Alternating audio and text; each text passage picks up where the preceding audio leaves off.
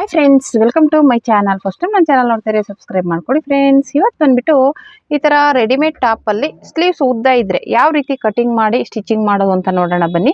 ಇವಾಗ readymade ಟಾಪಲ್ಲಿ size stitching ಮತ್ತು ಕೆಳಗಡೆ ಸ್ವಲ್ಪ ಉದ್ದ ಇದ್ದರೆ ಕಟ್ ಮಾಡಿ ಆ ಥರ ಎಲ್ಲ ಬರ್ತಾ ಇರುತ್ತೆ. ಅದರಲ್ಲಿ ಈ ಥರ ಸ್ಲೀವ್ಸ್ ಕಟಿಂಗ್ ಮಾಡಿ ಸ್ಟಿಚ್ ಮಾಡಿ ಅಂತಲೂ ಬರುತ್ತೆ. ಕೆಲವೊಬ್ಬರಿಗೆ ಉದ್ದ ಸ್ಲೀವ್ಸ್ ಇಷ್ಟ ಆಗಲ್ಲ, ಮೆಗಾ ಸ್ಲೀವ್ಸು ಇಲ್ಲ ಚಿಕ್ಕ ಸ್ಲೀವ್ಸು ಆ ಥರ ಇಡ್ಸ್ಕೊತಾರೆ. ಹಾಗೆ ಇದೂ ಒಂದು ಚಿಕ್ಕದು ಮೆಗಾ ಸ್ಲೀವ್ಸ್ ಥರನೇ ಇಡುವಂಥದ್ದು. ಇದು ಒಂದು ಜಸ್ಟ್ ಒಂದು 6 ಇಂಚ್ಗೆ ಮಾಡ್ತಾ ಇರುವಂಥದ್ದು. ಒಂದು 6 ಇಂಚ್ ತೊಗೊಂಡಿದ್ದೀನಿ.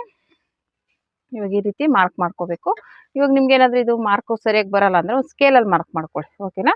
ಈ ರೀತಿ ಮಾರ್ಕ್ ಮಾಡ್ಕೊಂಡು ಇದು ಸ್ಟಿಚಿಂಗ್ಗೋಸ್ಕರ 1 ಇಂಚ್ ಬಿಡಿ, ಓಕೆನಾ. ಈ ರೀತಿ ಫೋಲ್ಡಿಂಗ್ ಮಾಡ್ಕೋಬೇಕಲ್ಲ, ಅದಕ್ಕೋಸ್ಕರ ಈ ರೀತಿ ಮಾರ್ಕ್ ಮಾಡ್ಕೋಬೋದು. ಆಮೇಲೆ ಮತ್ತೆ ಇಲ್ಲಿ ತೋಳ ಹತ್ರ ಕರೆಕ್ಟಾಗಿ ಮಾಡ್ಕೊಳ್ಳಿ. ಯಾಕೆಂದರೆ ಇಲ್ಲಿ ಹೆಚ್ಚು ಕಮ್ಮಿ ಆದರೆ ನಿಮಗೆ ಕಟಿಂಗ್ ಸರಿಯಾಗಿ ಬರಲ್ಲ. ಈ ರೀತಿ ಎರಡೂ ಒಂದೇ ಲೆವೆಲ್ಗೆ ಇಟ್ಕೊಳ್ಳಿ. ಈ ರೀತಿ ನಿಮ್ಗೆ ಏನಾದರೂ ಇಲ್ಲಿ ಇದಾಗುತ್ತೆ ಅಂದರೆ ಒಂದು ಪಿನ್ ಹಾಕ್ಕೊಳ್ಳಿ, ಓಕೆನಾ. ತೊಂದರೆ ಏನಿಲ್ಲ. ಒಂದು ಪಿನ್ ಹಾಕ್ಕೊಂಡು ಇದು ಸೈಡ್ ಫಿಟ್ಟಿಂಗ್ ಏನಿಲ್ಲ, ಸ್ಲೀವ್ಸ್ ಮಾತ್ರ ಕಟಿಂಗ್ ಮಾಡಿ ಸ್ಟಿಚ್ ಮಾಡೋದು ಅಷ್ಟೇ. ಆ ರೀತಿ ಒಂದೊಂದು ಸ್ಲೀವ್ಸ್ ಮಾತ್ರ ಇರುತ್ತೆ. ಇನ್ನು ಡ್ರೆಸ್ ಎಲ್ಲ ಚೆನ್ನಾಗಿರುತ್ತೆ, ಅವ್ರಿಗೆ ಸ್ಲೀವ್ಸ್ ಮಾತ್ರ ಉದ್ದ ಇರುತ್ತೆ ಅಂತೆ. ಅದು ಈ ಥರ ನೋಡಿಕೊಂಡು ಕಟ್ ಮಾಡ್ಕೋಬೇಕಾಗುತ್ತೆ, ಓಕೆನಾ. ಇವಾಗ ಇದನ್ನು ನೋಡಿಕೊಂಡು ಒಂದೇ ಲೆವೆಲ್ಗೆ ಈ ರೀತಿ ಮಾರ್ಕ್ ಮಾಡ್ಕೊಳ್ಳಿ, ಓಕೆನಾ. ಈ ರೀತಿ ಮಾರ್ಕ್ ಮಾಡಿಕೊಂಡು ಇದನ್ನು ಈ ರೀತಿ ಮಾಡ್ಕೊಳ್ಳಿ, ಓಕೆನಾ. ಈ ರೀತಿ ಸ್ಲೀವ್ಸ್ನ ಎರಡೂ ಒಟ್ಟಿಗೆ ಇಟ್ಕೊಂಡು ಈ ರೀತಿ ಮಾಡ್ಕೋಬೇಕಾಗುತ್ತೆ. ಸ್ಲೀವ್ಸ್ನ ಈ ರೀತಿ ಇಟ್ಕೊಂಡು ಇವಾಗ ಇಲ್ಲಿ ಕಟ್ ಮಾಡ್ಕೊಳ್ಳೋಣ ನೋಡಿ. ಈ ರೀತಿ ಎರಡೂ ಒಂದೇ ಲೆವೆಲ್ಗೆ ಕಟ್ ಮಾಡ್ಕೊಳ್ಳಿ. ಕಟ್ ಮಾಡಿ ಮತ್ತೆ ಇಲ್ಲಿ ಬಂದುಬಿಟ್ಟು ಇದು ಓವರ್ಲಾಕ್ ಆಗಿರುತ್ತೆ, ಸ್ವಲ್ಪ ಕಟ್ ಮಾಡಿ. ಈ ರೀತಿ ನಾವು ಫೋಲ್ಡ್ ಮಾಡಬೇಕಲ್ಲ, ಅದಕ್ಕೋಸ್ಕರ ಈ ಥರ ತೆಗೆದುಬಿಟ್ಟು ಮತ್ತು ಇದನ್ನು ತೆಗೆದುಬಿಟ್ಟು ಈ ಕಡೆನೂ ಹಾಗೆ ಫುಲ್ಲು ಈ ಥರ ತೆಗೆದುಬಿಟ್ರೆ ತುದಿಲಿ ನಮಗೆ ಓವರ್ಲಾಕ್ ಆಗಿರೋದು ಓಪನ್ ಆಗುತ್ತೆ, ಓಕೆನಾ. ಇವಾಗ ಇದನ್ನು ಈ ರೀತಿ ಓಪನ್ ಮಾಡಿ ನೋಡಿ. ಈ ರೀತಿ ಓಪನ್ ಮಾಡಿದ್ರೆ ಬರುತ್ತೆ. ಇಲ್ಲಿ ನಿಮಗೆ ಏನು ಮಾರ್ಕ್ ಇರುತ್ತಲ್ಲ ಅಲ್ಲಿಗೆ ಒಂದು ನ್ಯಾಚ್ ಹಾಕ್ಕೊಳ್ಳಿ. ಇವಾಗ ಇದೇನಿದೆ ಇಲ್ಲಿಗೆ ಒಂದು ಈ ರೀತಿ ನ್ಯಾಚ್ ಹಾಕ್ಕೊಳ್ಳಿ, ಓಕೆನಾ. ಹಾಗೇನು ಇದಕ್ಕೂ ಅಷ್ಟೇ, ಇದಕ್ಕೂ ಸೇಮ್ ಇದೇ ರೀತಿ ನ್ಯಾಚ್ ಹಾಕ್ಕೊಳ್ಳಿ. ಯಾಕೆಂದ್ರೆ ನಮ್ಗೆ ಎರಡೂ ಸ್ಲೀವ್ಸು ಒಂದೇ ಥರ ಬರಬೇಕಲ್ಲ, ಅದಕ್ಕೋಸ್ಕರ. ಇವಾಗ ಇದನ್ನು ಈ ರೀತಿ ತೊಗೊಂಬಿಟ್ಟು ನ್ಯಾಚ್ ಹಾಕ್ಕೊಂಬಿಡಿ, ಓಕೆನಾ. ಈಗ ನಾನು ಈ ಪಿನ್ ಏನು ತೆಗಿಯಲ್ಲ, ಹಾಗೇ ಇರಲಿ. ಇವಾಗ ಇದನ್ನು ಹಿಂಗೆ ಫೋಲ್ಡ್ ಮಾಡ್ಕೊತೀನಿ, ಓಕೆನಾ. ನಾವು ಎಷ್ಟಕ್ಕೆ ಬಿಟ್ಟಿದ್ವಲ್ಲ ಮಾರ್ಜಿನ್ನು, ಅಷ್ಟಕ್ಕೆ ಈ ರೀತಿ ಫೋಲ್ಡ್ ಮಾಡಿ ಹಿಂಗೆ ಡಬಲ್ ಫೋಲ್ಡ್ ಮಾಡಿ ಸ್ಟಿಚ್ ಮಾಡ್ಕೊಳ್ಳೋಣ, ಓಕೆನಾ. ಇಷ್ಟೇ. ಇದು ನೀಟಾಗಿ ಅದೇ ಕಲರ್ ದಾರ ಹಾಕ್ಕೊಂಡು ಈ ರೀತಿ ಸ್ಟಿಚ್ ಮಾಡ್ಕೊಳ್ಳಿ, ಓಕೆನಾ. ನೀಟಾಗಿ ಫೋಲ್ಡ್ ಮಾಡ್ಕೊಳ್ಳಿ. ಈ ರೀತಿ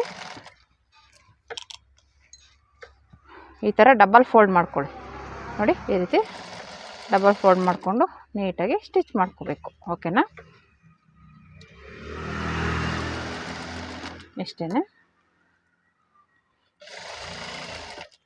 ಈ ರೀತಿ ನಾವು ಏನು ಆಲ್ರೆಡಿ ಇಲ್ಲಿ ಮಾರ್ಕ್ ಬಿಟ್ಟಿದ್ದೀವಲ್ಲ ಅಷ್ಟಕ್ಕೆ ಫೋಲ್ಡ್ ಮಾಡಿದ್ರೆ ಸಾಕು. ಈ ರೀತಿ ಮಾಡಿ ಫಿನಿಶ್ ಮಾಡ್ಕೊಳ್ಳಿ. ಆಯಿತು. ಇವಾಗ ಮತ್ತೆ ಈ ಕಡೆ ಸ್ಲೀವ್ಸೂ ಸೇಮ್ ಅದೇ ರೀತಿಯೇ ಸ್ಟಿಚ್ ಮಾಡ್ಕೋಬೇಕು. ಇದನ್ನು ಅಷ್ಟೇ ಇಲ್ಲಿ ಓಪನ್ ಮಾಡಿ ಈ ದೊಡ್ಡೋಲ್ಗೆ ಹಾಕಿರ್ತೀವಲ್ಲ ಇದನ್ನು ತೆಗೆದುಬಿಡಿ ಈ ರೀತಿ. ಇವಾಗ ಇದನ್ನು ಈ ರೀತಿ ನೀಟಾಗಿ ತೆಗೆದುಬಿಟ್ಟು ಈ ಥರ ಫೋಲ್ಡ್ ಮಾಡ್ಕೊಳ್ಳಿ, ಓಕೆನಾ. ಈ ರೀತಿ ಫೋಲ್ಡ್ ಮಾಡಿಕೊಂಡು ಈ ರೀತಿ ನೀಟಾಗಿ ಫೋಲ್ಡಿಂಗ್ ಮಾಡ್ಕೊಳ್ಳಿ. ಒಂದೇ ಲೆವೆಲ್ಗೆ ಬರೋ ಥರ ಸ್ಟಿಚ್ ಮಾಡಿ, ಓಕೆನಾ. ಇಷ್ಟೇ. ಇದು ಇದರಲ್ಲೇ ನಾನು ಹೇಳ್ದಂಗೆ ಒಂದು ಸಲ ಸೈಜ್ ಸ್ಟಿಚ್ ಮಾಡಬೇಕಾಗುತ್ತೆ. ಸ್ಲೀವ್ಸ್ ಸಪ್ರೇಟ್ ಇರುತ್ತೆ, ಮತ್ತು ಕೆಳಗಡೆ ಫೋಲ್ಡಿಂಗ್ ಮಾಡಿಕೊಡಿ ಅಂತಾರೆ, ಇಲ್ಲ ಸ್ವಲ್ಪ ಜಾಸ್ತಿ ದೊಡ್ಡದಿದೆ ಕಟ್ ಮಾಡಿ ಸ್ಟಿಚ್ ಮಾಡಿಕೊಡಿ ಅಂತಾರೆ. ಆ ಥರ ಬೇರೆ ಬೇರೆ ರೆಡಿಮೇಡ್ ಟಾಪ್ಗಳಲ್ಲೇ ಕೆಲವ್ರಿಗೆ ಸೈಜ್ಗಳು ಸಿಗೋಲ್ಲ ಅಂತ ದೊಡ್ಡ ದೊಡ್ಡ ಸೈಜ್ಗಳು ತೊಗೊಂಡು ಆಲ್ಟ್ರೇಷನ್ ಮಾಡಿಸ್ಕೊತಾರೆ. ಹಂಗಾಗಿ ನೀವು ಎಲ್ಲ ಥರದೂ ಕಲ್ತಿರ್ಬೇಕಾಗುತ್ತೆ. ಈಗ ರೆಗ್ಯುಲರಾಗಿ ಜಾಸ್ತಿ ನೈಟಿ ಟಾಪ್ಗಳಂತೂ ಆಲ್ಟ್ರೇಷನ್ಗೆ ಬರ್ತಾನೆ ಇರುತ್ತೆ, ಹೊಸ ಹೊಸ ನೈಟಿಗಳು ಟಾಪ್ಗಳು. ಏನಕ್ಕಂದರೆ ಇವಾಗ ಹೊಸ ಹೊಸದನ್ನ ಫಿಟ್ಟಿಂಗ್ ಮಾಡಿ ಹಾಕ್ಕೊಳ್ಳೋದೇ ಒಂದು ಅಭ್ಯಾಸ, ಓಕೆನಾ. ಮಾಮೂಲಿ ಇದ್ದಂಗೆ ಸರಿಯಾಗಿ ಹಾಕ್ಕೊಳ್ಳಲ್ಲ, ಸ್ವಲ್ಪ ಲೂಸ್ ಇದ್ದರೆ ಟೈಟ್ ಮಾಡಿಸ್ಕೊತಾರೆ ನೋಡಿ. ಇವಾಗ ಈ ರೀತಿ ಬಂತು, ಓಕೆನಾ. ನೋಡಿ ಎಷ್ಟು ನೀಟಾಗಿ ಕರೆಕ್ಟಾಗಿ ಬಂದಿದೆ. ಇವಾಗ ಇದಕ್ಕೆ ಇಲ್ಲಿ ಸ್ಟಿಚ್ ಹಾಕ್ಕೊಳ್ಳೋಣ. ಈ ರೀತಿ ಸೈಡಲ್ಲಿ ಹಿಡಿಬೇಕು ಅಂದರೆ ಅದು ಮಾರ್ಕ್ ಮಾಡ್ಕೋಬೇಕಾಗುತ್ತೆ. ಇದೇನು ಹಿಡಿಯೋಂಗಿಲ್ಲ, ಹಂಗಾಗಿ ಮೇಲೆ ಸುಮ್ಮನೆ ಸ್ಟಿಚ್ ಮಾಡ್ಕೊಳ್ಳಿ ಅಷ್ಟೇ, ಓಕೆನಾ. ಈ ರೀತಿ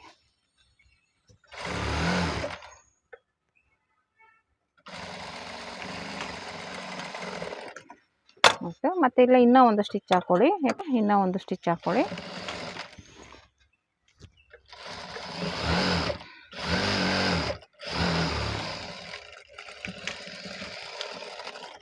ಈ ರೀತಿ ಈ ಕಡೆನೂ ಹಾಗೆ ಮಾಡ್ಕೊಳ್ಳಿ, ಎರಡು ಕಡೆನೂ ಸೇಮ್. ಈ ರೀತಿ ಉದ್ದ ಇದ್ದಾಗ ಸ್ಲೀವ್ಸು ಈ ರೀತಿ ಸ್ಟಿಚ್ ಮಾಡ್ಕೋಬೇಕಾಗುತ್ತೆ ಕಟ್ಟಿಂಗ್ ಮಾಡಿ. ಕೆಲವ್ರಿಗೆ ಬಿಗಿನರ್ಸ್ಗೆ ಈ ಥರನೂ ಯಾವ ರೀತಿಯಪ್ಪ ಸ್ಟಿಚ್ ಮಾಡೋದು ಅನ್ನೋ ಒಂದು ಕನ್ಫ್ಯೂಸ್ ಇರುತ್ತೆ. ಈ ರೀತಿ ಕಟ್ ಮಾಡಿ ಫೋಲ್ಡ್ ಮಾಡಿ ಸೈಡ್ನ ಸ್ಟಿಚ್ ಮಾಡಿಕೊಂಡ್ರೆ ಆಯಿತು. ನೀಟಾಗಿ ಬಂತು. ಫಿಟ್ಟಿಂಗ್ ಬೇರೆ ಇದೆ ವಿಡಿಯೋ, ಬೇಕಾದ್ರೆ ಚೆಕ್ ಮಾಡಿ, ಇಲ್ಲ ನೆಕ್ಸ್ಟ್ ವಿಡಿಯೋದಲ್ಲಿ ಹಾಕ್ತೀನಿ. ಇವಾಗ ಸದ್ಯಕ್ಕೆ ಸ್ಲೀವ್ಸ್ ಅಟ್ಯಾಚ್ ಮಾಡೋದನ್ನು ಮಾತ್ರ ಸ್ಲೀವ್ಸ್ ಕಟ್ಟಿಂಗ್ ಮಾಡಿ ಸ್ಟಿಚ್ ಮಾಡೋದು ಓಕೆನಾ ತೋರಿಸಿದ್ದೀನಿ. ಇದು ಯಾವ ರೀತಿ ಬರುತ್ತೆ ಅಂತ ತೋರಿಸ್ತೀನಿ. ಈ ರೀತಿ ಹಾಕೊಂಡಾಗ ಹಿಂಗೆ ಬರುತ್ತೆ ಓಕೆನಾ. ಈ ಥರ ಹಾಫ್ ಸ್ಲೀವ್ಸ್ ಬರುತ್ತೆ, ಇದು ಮೆಗಾ ಸ್ಲೀವ್ಸ್ ಥರ ನೋಡಿ ಈ ರೀತಿ ಬರುತ್ತೆ ಓಕೆನಾ. ಈ ರೀತಿ ಹಾಫ್ ಸ್ಲೀವ್ಸ್ ಬರುತ್ತೆ. ಕೆಲವ್ರಿಗೆ ಇಲ್ಲಿವರೆಗೂ ಇಷ್ಟ, ಕೆಲವ್ರಿಗೆ ಇಲ್ಲಿವರೆಗೂ ಇಷ್ಟ, ಕೆಲವ್ರಿಗೆ ಈ ಥರ ಚಿಕ್ಕದಾಗಿರೋದು ಇಷ್ಟ. ಹಂಗಾಗಿ ಈ ಥರ ಸ್ಲೀವ್ಸ್ಗಳನ್ನ ಕಟ್ಟಿಂಗ್ ಮಾಡಿ ಈ ರೀತಿ ಸ್ಟಿಚ್ ಮಾಡ್ಕೋಬೋದು. ಬೇಕು ಅಂದರೆ ಅವ್ರಿಗೆ ಇವಾಗ ಇದು ನಮ್ಗೆ ಈ ಥರ ಲೂಸ್ ಇದೆ, ಅವ್ರಿಗೆ ಈ ಥರ ಹಾಕೊಂಡೋಗಿ ಕರೆಕ್ಟಾಗಿರುತ್ತೆ ಓಕೆನಾ. ಈ ರೀತಿ ಇರುತ್ತೆ. ಏನಾದರೂ ರೆಡಿಮೇಡ್ ಟಾಪ್ ತಂದಾಗ ಅಯ್ಯೋ ಯಾವ ರೀತಿನಪ್ಪ ಸ್ಟಿಚ್ ಮಾಡೋದು ಅಂತ ಚಿಂತೆ ಪಡಬೇಡಿ.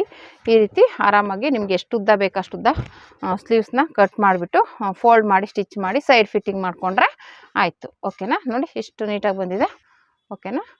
ಈ ರೀತಿ ನೀವು ಸ್ಲೀವ್ಸ್ನ ರೆಡಿ ಮಾಡ್ಕೋಬೋದು ಆಯಿತಾ. ಟಾಪ್ದು ಸ್ಲೀವ್ಸ್ನ ಸ್ಟಿಚ್ ಮಾಡ್ಕೋಬೋದು ಈ ಥರ ಓಕೆನಾ. ಈ ರೀತಿ ರೆಡಿ ಮಾಡ್ಕೊಳ್ಳಿ ಓಕೆನಾ. ಈ ವಿಡಿಯೋ ಇಷ್ಟ ಆದರೆ ಲೈಕ್ ಮಾಡಿ, ಶೇರ್ ಮಾಡಿ, ಕಮೆಂಟ್ ಮಾಡಿ. Thank you for watching.